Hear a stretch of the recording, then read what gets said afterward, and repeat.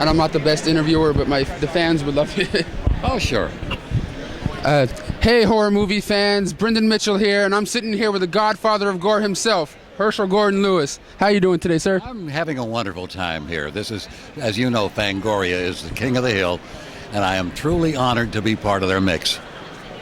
And all you guys know, he's the king of gore. So what's the new movie you're promoting this weekend? Well, the new movie is called Grim Fairy Tale.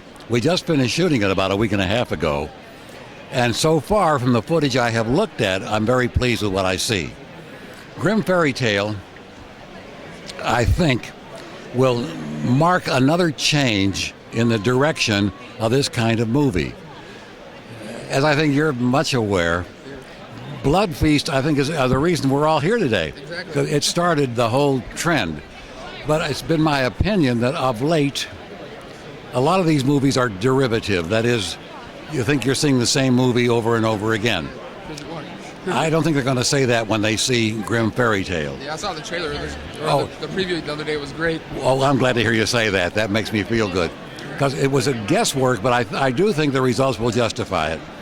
Where we mix outrageous splatter effects with immediately hot humor, so everybody knows it's all a gag.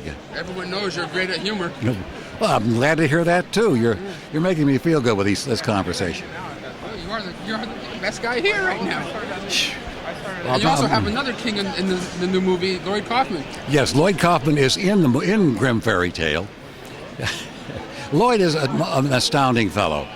First of all, he's my kind of person. He has a wild sense of humor. Yeah. Second, he is very easy to work with. Third, he is honorable and just a pleasure to be with. So whenever Lloyd wants to do something, I'm always available to do that. Exactly. I just made a short film myself, and Lloyd did a little cameo for me. Isn't he a nice fellow? Yeah. Yes. He will cooperate with almost anything, yes. So how long have you been in the business? 1 year longer than God. Well, as you know, we made the first one of these, Blood Feast, about 45 years ago. And I had been making movies even before that. So that I'm still around is something of a miracle. Every now and then I will meet someone and say, "Are you still alive?" And I'll say, "Well, that's for you to decide." One last question. What do you think about all these remakes and, rehashings of movies? Tough question, and I'll tell you why. When someone else remakes a movie that I have made, when I'm still around to look at it, it's not as though they remake this after I'm no longer around to look at it. And so, invariably, which is quite natural, one tends to look at the movie through a competitive set of eyes instead of saying, well, here's another piece of entertainment, which is a very dangerous position to be in. What did you think about them remaking, the 2000 Maniacs? You mean that 2001 Maniac? 2001, yeah. Well, Tim Sullivan, who directed that's a very talented young man. Yeah, he is, yeah. Just as Jeremy Kasdan, who remade The Wizard of Gore, is also very talented, but they made a different kind of movie. So when you ask me what I think of it, you see, I'm looking at it through my eyes, which is not fair. If I were to look at it through a typical moviegoer's pair of eyes, I'd say nice job. Yeah. But yours is always the best. I'm glad to hear you say that, because I can't.